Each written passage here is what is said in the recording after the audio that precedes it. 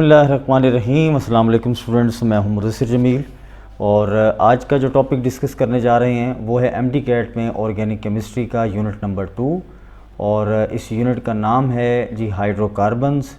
और इसका जो फर्स्ट एमसीक्यू है यहाँ से हम बात अपनी शुरू करते हैं। और ये एमसीक्यू अब आप देखें, लिखा हुआ है the molecular formula of the biphenyl is.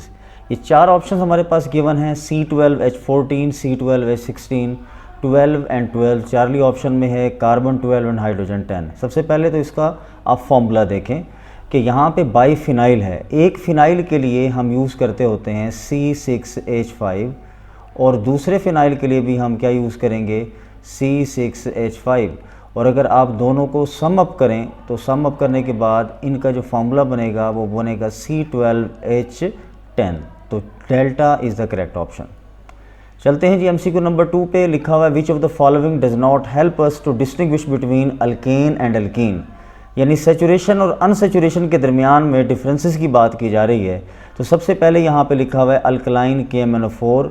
Alkaline KMnO4 जब भी होगा अनसेचुरेटेड कंपाउंड जो है वो ऑलमोस्ट जो है वो डीकलराइज कर देता होता है इस पिंक कलर को, और अगर तो अनसेचुरेटेड कंपाउंड नहीं होगा तो KMnO4 जो है वो नॉट डीकलराइज्ड।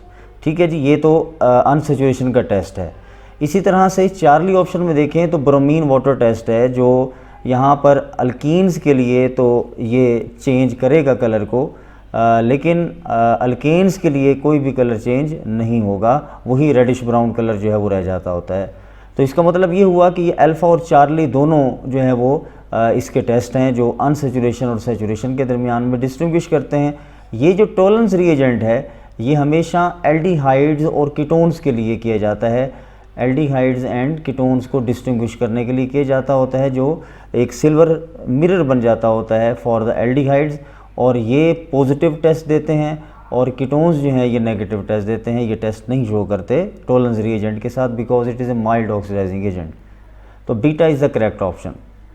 चलते हैं जी एमसीक्यू नंबर 3 पे। लिखा हुआ है alkene usually undergo addition reaction, electrophilic addition, electrophilic substitution या न्यूक्लियोफिलिक सब्स्टिट्यूशन। अगर हम इनके मैकेनिज़्म की बात करें तो ये हमारे पास एक इलेक्ट्रोफाइल होता है जो सबसे पहले डबल बॉन्ड इस पर अटैक करता है और ये ऐड अप हो जाता है। तो इसका मतलब ये हुआ कि ये इलेक्ट्रोफिलिक एडिशन जो है ये करते हैं, तो इसलिए बीटा जो है ये करेक्ट ऑप्शन होगा।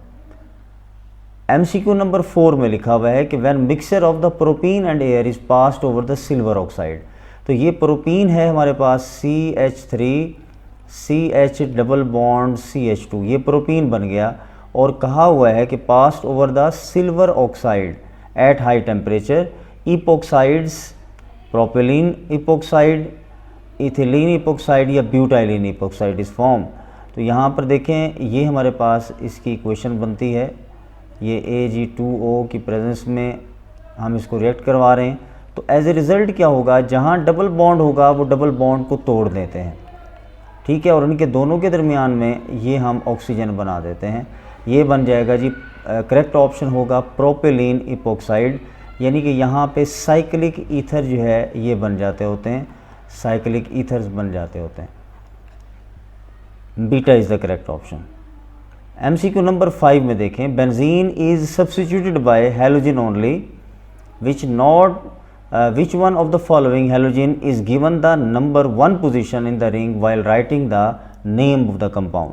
bromine, chlorine, fluorine and iodine। अब आप देखिए बुक में हमारा रूल ये लिखा हुआ है कि if the two substituents are different, they are not present in the priority order, they are named in alphabetic order। ठीक है, लास्ट नेम जो होगा उसकी आप पोजीशन में प्रायोरिटी 1 कर देंगे। तो अगर आप देखें कि हमारे पास यहाँ पर मौजूद है इस हैलोजन में, यहाँ पर तो भाई किसको प्रायोरिटी देंगे, तो हम डेफिनेटली अगर हमारे पास आयोडीन भी है और हमारे पास फ्लोरीन भी है, ठीक है जी, तो कोई भी हैलोजन है यहाँ पर, तो हमारा सबसे ज़्यादा जो प्रेफरेबल है ऑप्शन वो देखिए ब्रोमीन में ये Br है जी हमारे पास, ठीक है जी, फ्लोरीन ये हमारे पास F है, फ्लोरो ये B, ये F है और ये C है। अल्फ़ाबेटिकली सबसे एंड में क्या आता है, I आता है, अल्फ़ाबेटिकली एंड में आता है, तो इसलिए सबसे पहली प्रेफरेंस किसको देंगे, हम डेल्टा ऑप्शन को देंगे। देखिए जी एमसीक्यू नंबर 6 ये है the chlorination of the टॉलिन in the presence of the sunlight produces. पहला लिखा हुआ है बेंजाइल क्लोराइड, ऑप्शन बीटा लिखा हुआ है ऑर्थोक्लोरोटोलीन, चार्ली में लिखा हुआ है पैराक्लोरोटोलीन और डेल्टा में लिखा हुआ है बेंजोइल क्लोराइड। जब हम पहले ऑप्शन को देखते हैं तो ये हमारे पास है जी बेंजाइल क्लोराइड, और बेंजाइल क्लोराइड को हम ये कहते हैं कि सबसे पहले हमें तो ये सीक्वेंस पता होना चाहिए कि बेंजाइल क्लोराइड क्या होता है, बेंजल क्लोराइड क्या होता है, बेंजोइल क्या होता है, ऑर्थोक्लोरो क्या है और पैराक्लोरो क्या है। तो मैं वन बाय वन सबके स्ट्रक्चर्स पहले आपको एक्सप्लेन कर दूं। ये होता है जी बेंजाइल क्लोराइड। ये बेंजाइल में आपको पता है कि CH2 ग्रुप लगा हो तो बेंजाइल कहते हैं। इसकी पूरी एक स्कीम हम लोग अभी देखते हैं। और उसके बाद है जी पैराक्लोरोटोलीन। पैराक्लोरोटोलीन कि ये टोलीन है हमारे पास और इसकी पैरा पोजीशन पे जो है हम लगा दें क्लोरीन, तो पैराक्लोरोटोलीन।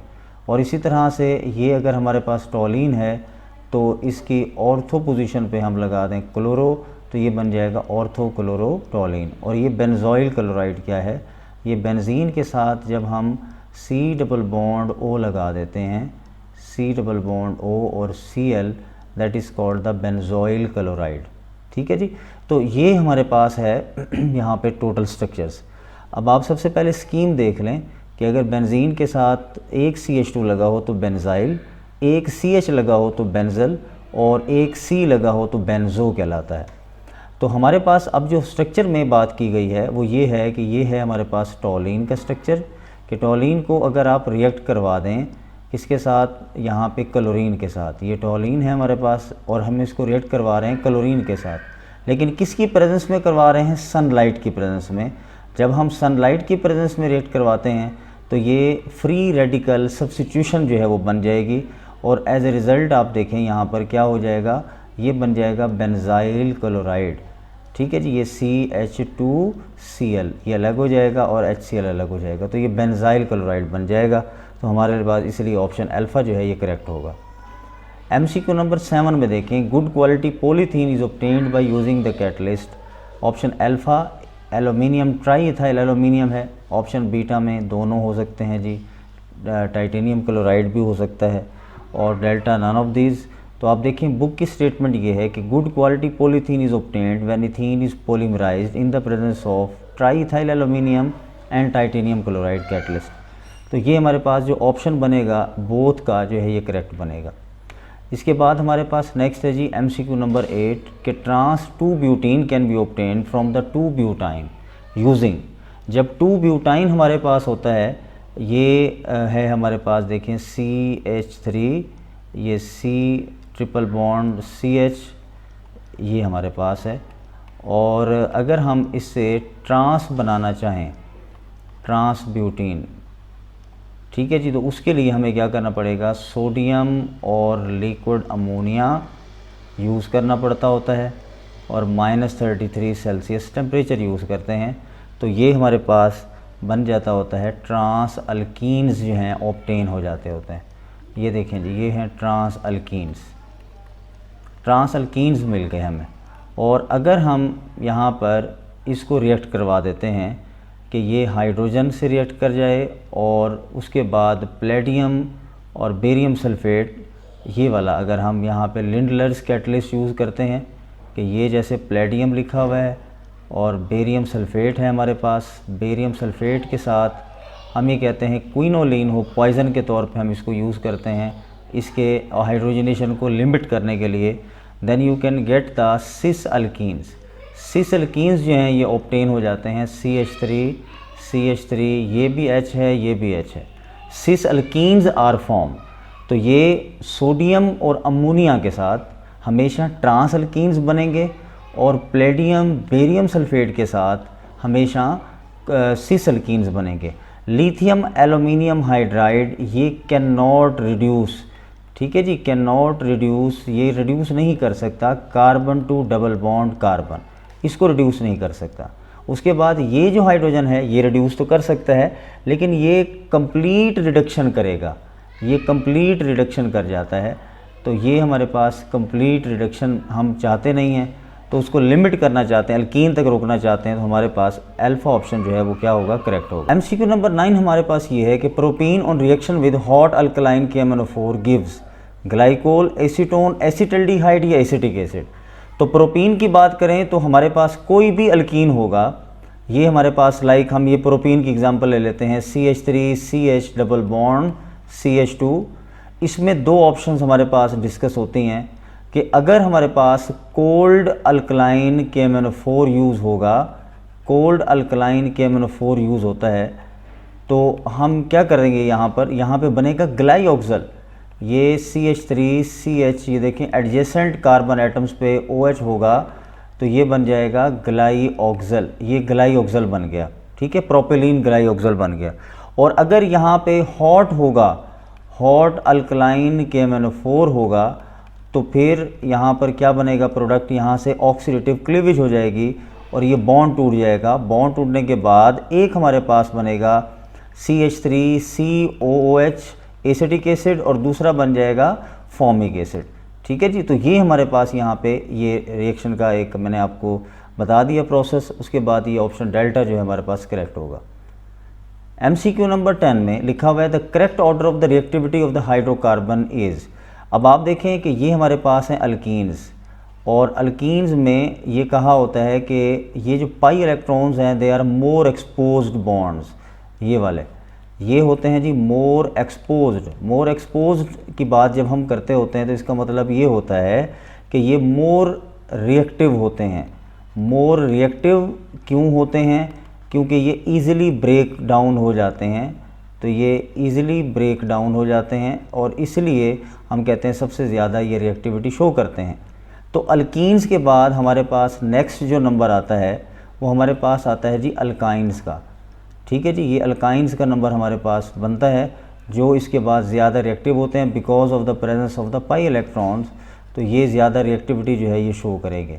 तो ये हमारे पास अब अल्काइन है। ये अल्काइन में भी आप देखें कि पाई इलेक्ट्रॉनिक क्लाउड्स हैं, इलेक्ट्रॉन्स मौजूद हैं पाई इलेक्ट्रॉन्स, लेकिन क्योंकि यहाँ पर उस तरह का जो है वो जो एक्सपोज नहीं है जिस तरह से ये एक्सपोज होते हैं ये अल्कीन्स वाले, इसलिए ये एज़ कम्पेयर ये लेस रिएक्टिव होते हैं। तो सबसे ज़्यादा रिएक्टिव ये हुए, फिर ये हुए, और सिर्फ अल्केन्स में जो है क्या होता है कि ये सिग्मा बॉन्ड होता है, और सिग्मा बॉन्ड इनर्ट आपको पता है ये कहलाता है because of the strong overlapping between carbon to carbon bonds, इसलिए ये सबसे लीस्ट रिएक्टिव होते हैं। तो ये हमारा जो करेक्ट ऑप्शन होगा वो होगा बीटा, चार्ली।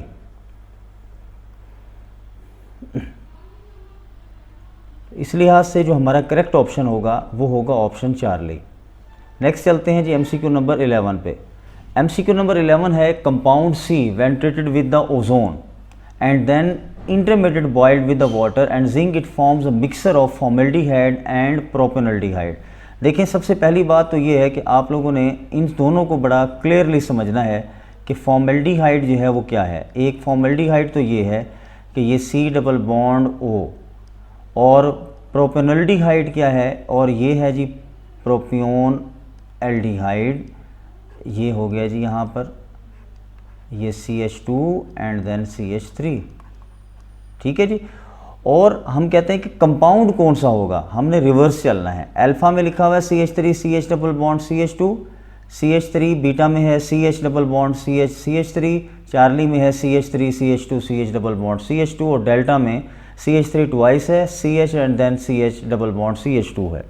सो आपके पास यहाँ पे ऑप्शन बड़ा क्लियर है कि ये जो लोकेशन ऑफ डबल बॉन्ड के लिए हम ओजोनोलाइसिस करवाते हैं, करना क्या है, आपने करना ये है कि सबसे पहले ये देखें यहाँ पे ये कार्बन नंबर 1 है क्योंकि ये नियरेस्ट है आपके पास, उसके बाद ये कार्बन नंबर 2 है, ठीक है। यहाँ से काउंटिंग करेंगे ये दूर पड़ता है, तो यहाँ से आपने करीब वाले इस कार्बन के, या इस आप यूँ समझ लें कि दो कार्बोनाइल्स के दरमियान में डबल बॉन्ड क्रिएट कर देना है आपने। ये दो डबल बॉन्ड, ये जो यहाँ double bond oxygen double bond oxygen लिखा हुआ है, आपने क्या करना है, इन दो कार्बन एटम्स के दरमियान में क्या करना है, एक डबल बॉन्ड क्रिएट कर देना है इन दो एटम्स के दरमियान में।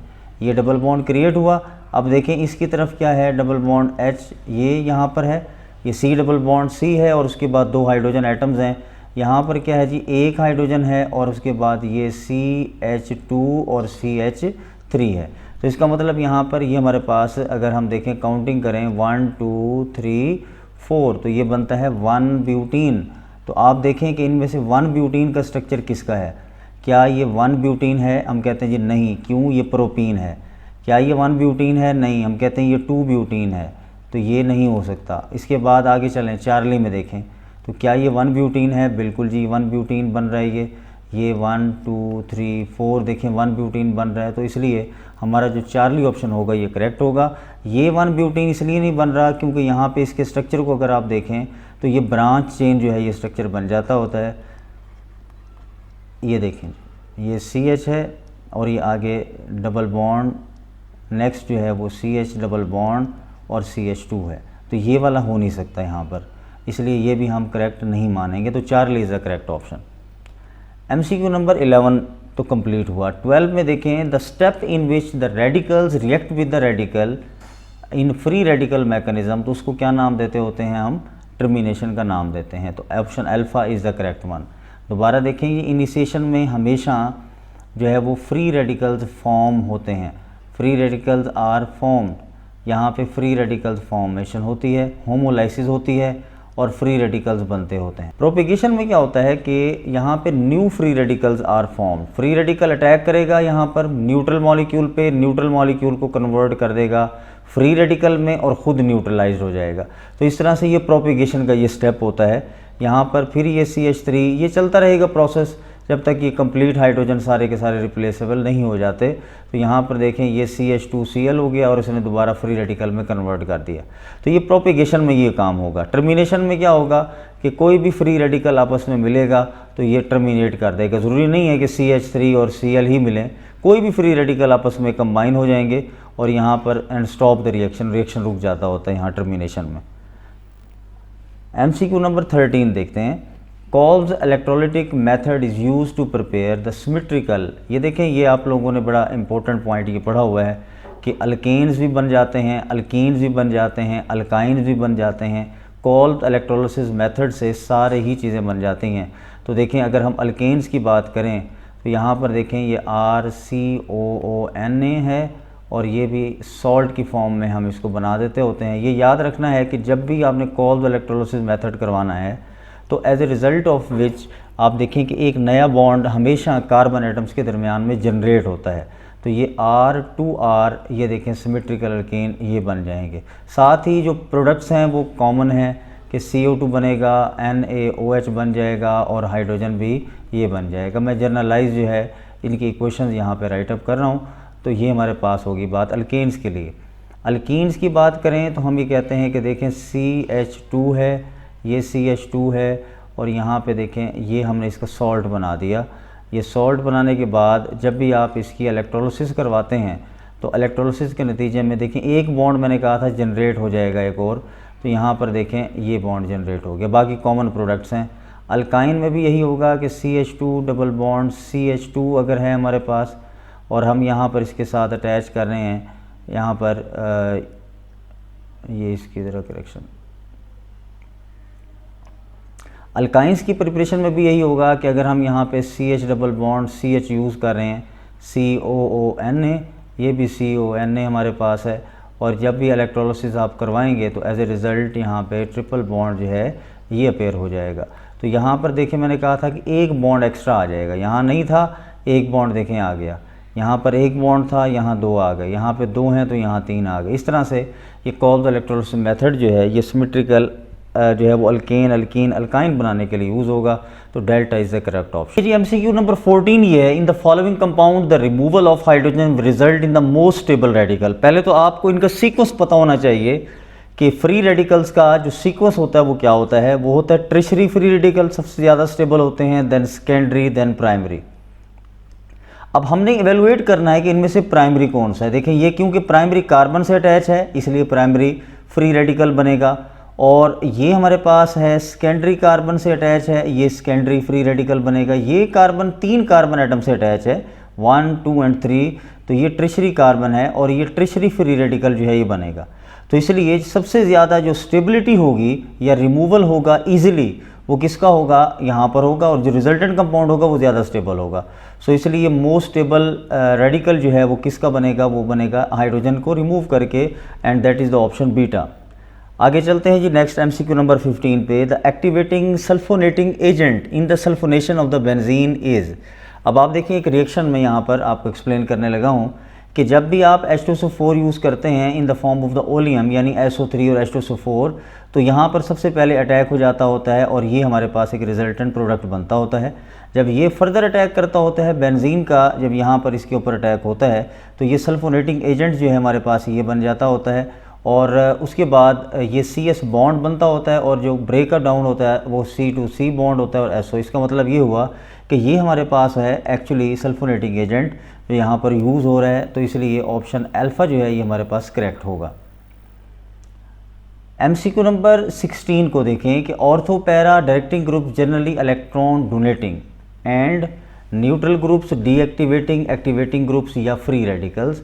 ऑर्थो पैरा डायरेक्टिंग ग्रुप्स जो होते हैं वो हमेशा इलेक्ट्रॉन डोनेटिंग होते हैं और इलेक्ट्रॉन डोनेटिंग ग्रुप्स जो होते हैं वो एक्टिवेटिंग ग्रुप्स भी कहलाते हैं। और ये सीक्वेंस है, आप लोगों ने बहुत अच्छे तरीके से इसको याद रखना है कि ये हमारे पास है अगर बेंजीन, तो बेंजीन के साथ ये वाला जो राइट साइड के जो ग्रुप्स हैं जो सिंगल बॉन्डेड हैं या जिनके साथ कोई इलेक्ट्रोनेगेटिव एलिमेंट अटैच नहीं है, फर्दर जो अटैचिंग एलिमेंट है उसके साथ अगर फर्दर इलेक्ट्रोनेगेटिव एलिमेंट अटैच हो तो वो मेटा डायरेक्टिंग बन जाता है। जैसे ये कार्बन अटैच है, इसके साथ देखिए इलेक्ट्रोनेगेटिव ये एलिमेंट अटैच है तो ये मेटा डायरेक्टिंग है। इसलिए ये कार्बन अटैच है, इसके साथ देखें इलेक्ट्रोनेगेटिव एलिमेंट अटैच है। ये यहाँ पे सल्फ़र अटैच है तो इसके साथ देखें इलेक्ट्रोनेगेटिव एलिमेंट अटैच है। नाइट्रोजन के साथ इलेक्ट्रोनेगेटिव। इसी तरह से कोई भी एटम जो बेंजीन से अटैच हो और वो फर्दर किसी इलेक्ट्रोनेगेटिव एलिमेंट से अटैच हो तो वो हमेशा मेटा डायरेक्टिंग कहलाएगा। ये डीएक्टिवेटर्स होते हैं, डीएक्टिवेटर्स, ठीक है जी। और ये वाले जो हमारे पास होते हैं जो हमारे पास ऑर्थो पैरा डायरेक्टिंग ग्रुप्स होते हैं जिनमें यहाँ पे रिएक्टिविटी ऑर्डर बताया हुआ है कि जी ये मेथल है यानी अल्काइल ग्रुप के बारे में बताया हुआ है। इसी तरह से यहाँ पर ये हमारे पास NHC डबल बॉन्ड हो जिनमें एमाइड लिंकेज हो जाता होता है, जिनमें ईथर लिंकेज होता है, हाइड्रोक्सिल ग्रुप्स होते हैं अल्कोहलिक फॉर्म में, या जो हमारे पास NH2 ग्रुप होता है। ये इस तरह से रिएक्टिविटी ऑर्डर जो है वो हमारा होता है। तो इसलिए ये जो करेक्ट ऑप्शन होगा वो होगा चार्ली, क्योंकि ऑर्थो पैरा डायरेक्टिंग जो होते हैं ये एक्टिवेटर्स कहलाते हैं और मेटा डायरेक्टिंग जो होते हैं ये डीएक्टिवेटर्स कहलाते हैं। चलते हैं जी MCQ नंबर 17 की तरफ। The compound that is नाइट्रेटेड with difficulty is. अब हमारे पास देखें सबसे पहले ये जो ईज़ ऑफ रिएक्शन है ना, ये डिपेंड करता होता है आपके पास कि ग्रुप कौन सा अटैच है। टॉलिन में आप देखें तो हमारे पास ये अटैच होता है जी CH3 अटैच होता है, ठीक है जी। और ये बेंजीन होता है हमारे पास सिंपल, इसके साथ कुछ अटैच नहीं होता। फिनोल में OH ग्रुप अटैच होता है, ठीक है जी। और यहाँ पे नाइट्रोबेंजीन में, अब यहाँ पर आप देखें नाइट्रोबेंजीन के स्ट्रक्चर को तो हम ये कहते हैं इनमें से सबसे ज़्यादा डीएक्टिवेटिंग ग्रुप कौन सा है, तो हम ये कहते हैं कि ये हमारे पास होता है मेटा डायरेक्टिंग। ये भी ऑर्थो पैरा डायरेक्टिंग है, ये भी ऑर्थो पैरा डायरेक्टिंग है। अब आपको पता है ये दोनों ग्रुप्स क्या कहलाते होते हैं, एक्टिवेटर्स कहलाते हैं। ये तो इजीली एक्टिवेट करेंगे बेंजीन रिंग को, लेकिन डीएक्टिवेटर्स कौन से हैं, ये हमारे पास है NO2 ग्रुप डीएक्टिवेटर कहलाता है, तो ये मेटा डायरेक्टिंग ग्रुप भी कहलाएगा। और इसलिए यहाँ पर अगर हम सीक्वेंस देखें कि ये डीएक्टिवेट कैसे कर देता होता है, ये बेंजीन रिंग से इलेक्ट्रॉन को विड्रॉ कर लेता है और ये रेजोनेटिंग फॉर्म्स बन जाती हैं। ये इलेक्ट्रॉन यहाँ शिफ्ट हो जाता है तो पॉजिटिव चार्ज क्रिएट होगा। डीलोकलाइज्ड इलेक्ट्रॉन इस चार्ज को कंपनसेट करने के लिए अपनी शिफ्टिंग करते हैं, रेजोनेटिंग स्ट्रक्चर्स बनते हैं और इस तरह से ये बेंजीन रिंग डीएक्टिवेट हो जाता होता है। और इसलिए इसकी जो नाइट्रेशन है ये डिफ़िकल्ट हो जाती होती है। ऑर्डर ज़रा याद रखिएगा कि स्ट्रॉन्गली एक्टिवेटिंग हमारे पास यहाँ इन सीक्वेंसेस में ये होगा, उसके बाद वीकली एक्टिवेटिंग होगा, ये रेफरेंस पॉइंट है बेंजीन, उसके बाद वीकली डीएक्टिवेटिंग है और ये स्ट्रॉन्गली डीएक्टिवेटिंग है। तो NO2 ग्रुप क्योंकि स्ट्रॉन्गली डीएक्टिवेटिंग है इसलिए इसकी जो नाइट्रेशन होगी सबसे डिफ़िकल्ट होगी।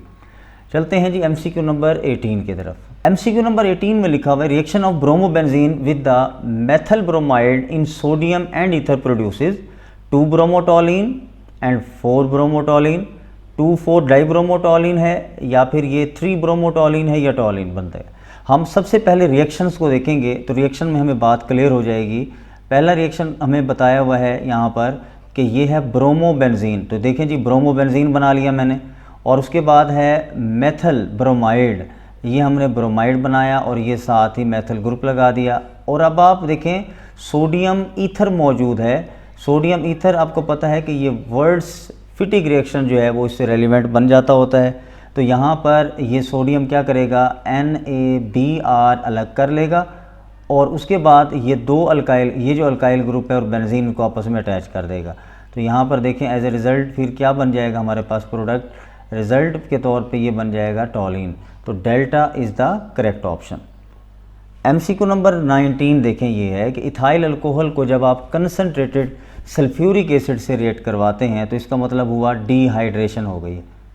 ठीक है जी, साथ साथ ये भी क्लियर करते जाएं। ब्रोमीन ऐड किया, इसका मतलब कोई अनसेचुरेटेड प्रोडक्ट था और यहाँ ब्रोमीन उसमें ऐड हुआ। अल्कोहलिक KOH जब ऐड किया तो फिर भी वही काम जो है हमारे पास होगा, यहाँ पे डिहाइड्रोहेलोजिनेशन हो जाएगी और HX जो है यहाँ से रिमूव हो जाता होता है और ये फाइनल प्रोडक्ट बनेगा। ऑप्शन बताया हुआ A is ethyne, C is ethene, A is ethene, C is ethyne, A is ethane और C इज़ इथीन, और डेल्टा में लिखा हुआ है A is ethane and C is ethyne.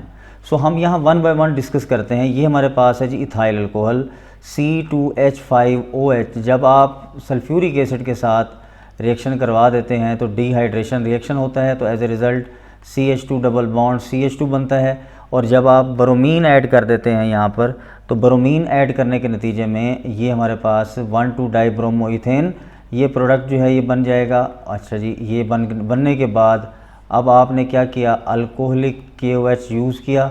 Alcoholic KOH नहीं, जब एक ब्रोमीन हटाना है तो एक डबल बॉन्ड लाना है, दो ब्रोमीन हटाने हैं तो दो डबल बॉन्ड आएंगे। तो डेफिनेटली कार्बन टू कार्बन क्या बन गया जी, ट्रिपल बॉन्ड बन गया।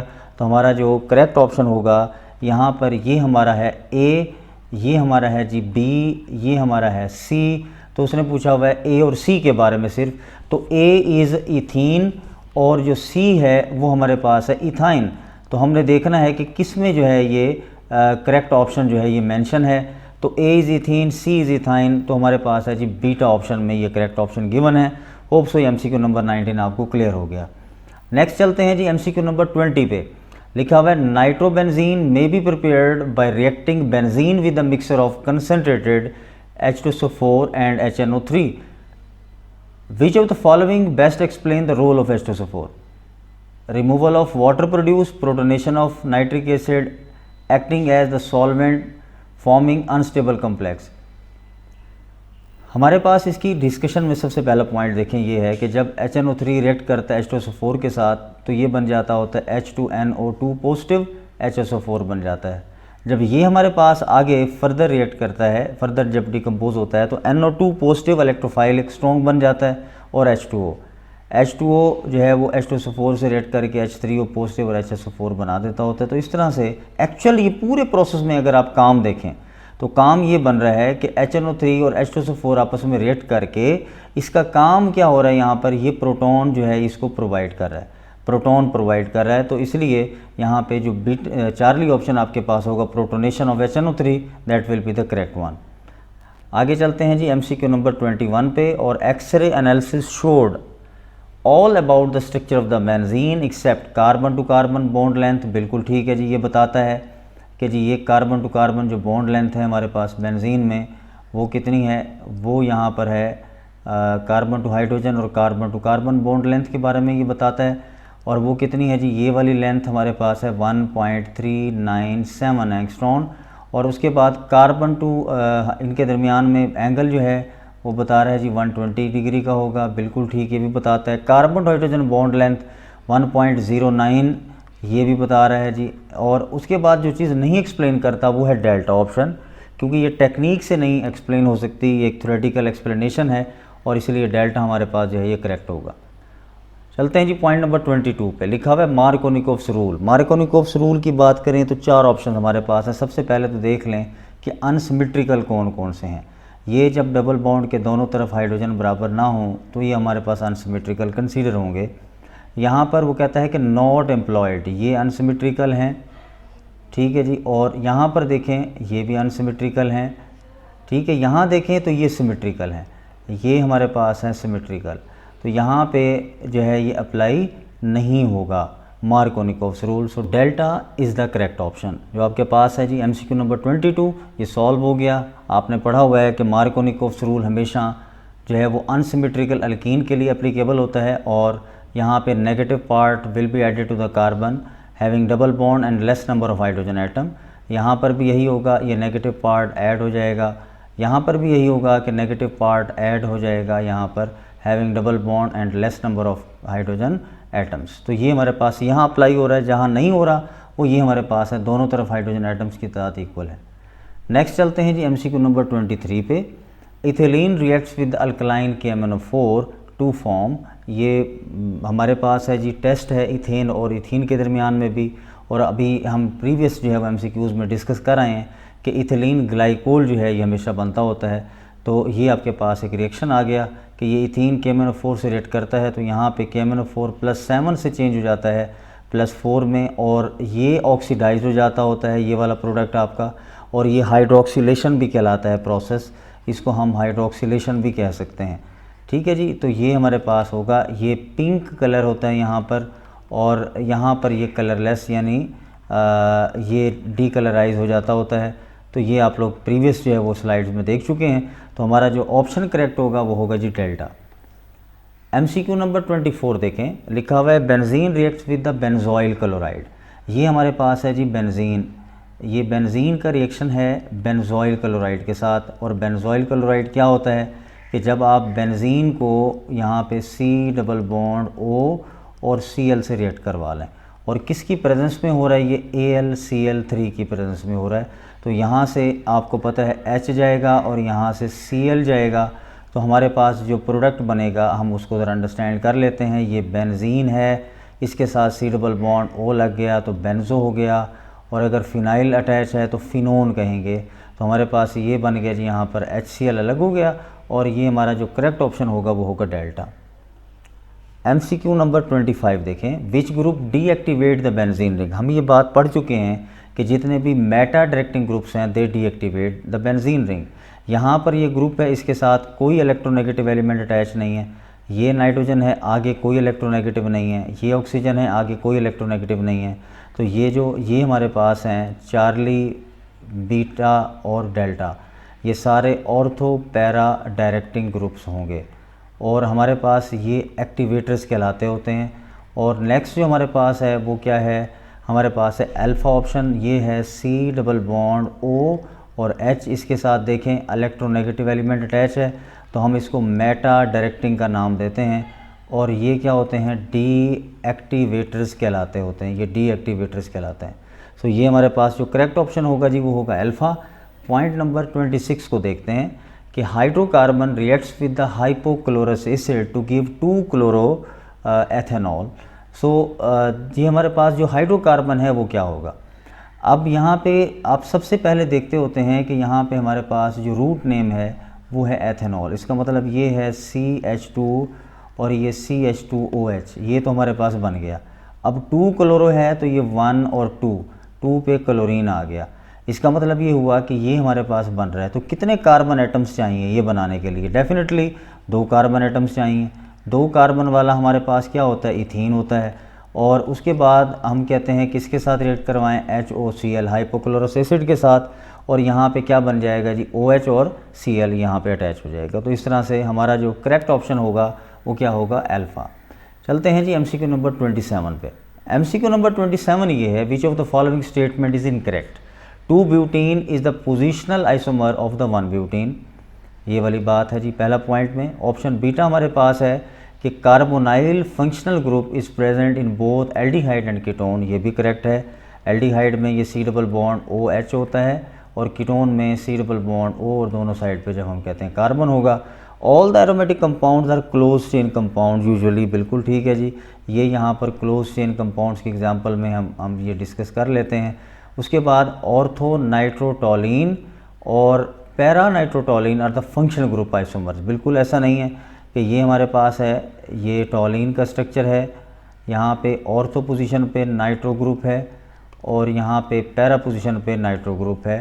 तो ये पोजीशनल आइसोमर्स तो बन सकते हैं एक दूसरे के, लेकिन फंक्शनल ग्रुप आइसोमर्स नहीं हो सकते। फंक्शनल ग्रुप आइसोमर्स में आपको पता है फंक्शनल ग्रुप जो है वो डिफरेंट होता है। तो हमारे पास डेल्टा ऑप्शन जो है ये करेक्ट होगा। आगे चलते हैं जी MCQ नंबर 28 पे, which of the following acts as a blistering agent. अभी आपको पता है, बिल्कुल बुक का पॉइंट है, ब्लिस्टरिंग एजेंट्स क्या होते हैं, जो ब्लिस्टर कॉज करते हैं। और ब्लिस्टर कॉज करने के लिए सिर्फ एक ही गैस जो हमारे पास गिवन है हाइड्रोकार्बन में, that is the mustard gas. और ये मस्टर्ड गैस आप देखें कि ये CH2 डबल बॉन्ड CH2 जब भी सल्फ़र मोनोक्लोराइड के साथ ये मिल जाएगा तो एज ए रिज़ल्ट यहाँ पे ये हमारे पास बन जाएगा बीटा बीटा डाइक्लोरोइथाइल सल्फाइड। ये हमारे पास है जी, ये देखें जी, ये बन गया प्रोडक्ट हमारे पास। ठीक है जी, तो ये हमारे पास प्रोडक्ट बन गया। और ये है मस्टर्ड गैस का फार्मूला। और जो ब्लिस्टरिंग एजेंट है, हाई बॉइलिंग लिक्विड है, ये हम पढ़ते आए हैं, हाई बॉइलिंग लिक्विड है और ब्लिस्टर कॉज जो है वो करता है। तो ये हमारे पास होगी जी बात। ठीक है जी, ऑप्शन डेल्टा करेक्ट होगा। पॉइंट नंबर 29 पे देखें, लिखा हुआ है कि आइसोब्यूटाइलीन। पहले तो आप स्ट्रक्चर देख लें, आइसोब्यूटाइलीन का स्ट्रक्चर क्या होगा। CH3 है, ये C है, ये CH3 है और फिर ये C डबल बॉन्ड OCH2। ये हो गया आइसोब्यूटाइलीन का structure. Is treated with the dilute solution of KMnO4। जब ये KMnO4 के साथ यानी कि ये डाइल्यूट सोल्यूशन से रिएक्ट करता है तो इसका मतलब यहाँ पर इसकी हाइड्रोक्सिलेशन होनी है। तो वो यहाँ पे प्रोडक्ट पूछना जा रहा है कि जी क्या बनेगा। तो हम ये कह देते हैं जी, ये हमारे पास है, ये जो है हमारे पास प्रोडक्ट की फॉर्म में ये क्या प्रोडक्ट बनेगा, ये है जी CH3 हो गया। और उसके बाद देखें ये OH एक यहाँ पर आएगा, जहाँ डबल बॉन्ड होता है वहाँ पे आपको पता है कि OH आ जाता होता है टूट के दोनों तरफ, तो ये OH बनेगा। तो कौन सा ऑप्शन करेक्ट हुआ हमारे पास, ये ऑप्शन चार्ली जो है ये हमारे पास करेक्ट कंसीडर होगा। लास्ट MCQ नंबर 30 है, ozonolysis of the benzene gives 1 molecule of the glyoxal, 3 molecule, 2 molecules या नन ऑफ दिस। इसको हम बड़ा बेहतरीन एक्सप्लेन कर सकते हैं बाय दिस डायग्राम कि बेंजीन में जब भी ओजोन ऐड करवाते हैं तो ये बेंजीन ट्राई ओजोनाइड बन जाता होता है। जहाँ जहाँ डबल बॉन्ड होगा वहाँ ऑक्सीजन एटम अटैच होगा। देखो यहाँ डबल बॉन्ड था तो यहाँ पर देखें ऑक्सीजन एटम 3 अटैच हो गए। यहाँ डबल बॉन्ड था, ये देखें 3 ऑक्सीजन अटैच हो गए। यहाँ डबल बॉन्ड था, 3 ऑक्सीजन अटैच हो गए। और जब भी आपने यहाँ से ब्रेक डाउन करने के लिए प्रोसेस में, तो ये हमारे पास एक ग्लाइकोक्सिल ये बना, ये दूसरा ग्लाइकोक्सिल बना और ये तीसरा ग्लाइकोक्सिल बना। इस तरह से 3 ग्लाइकोक्सिल जो है ये बन जाते होते हैं। और ये हमारा जो करेक्ट ऑप्शन होता है वो होगा जी option beta. So that's the end of the discussion जी। Thank you very much for listening and watching the video. अल्लाह हाफिज़।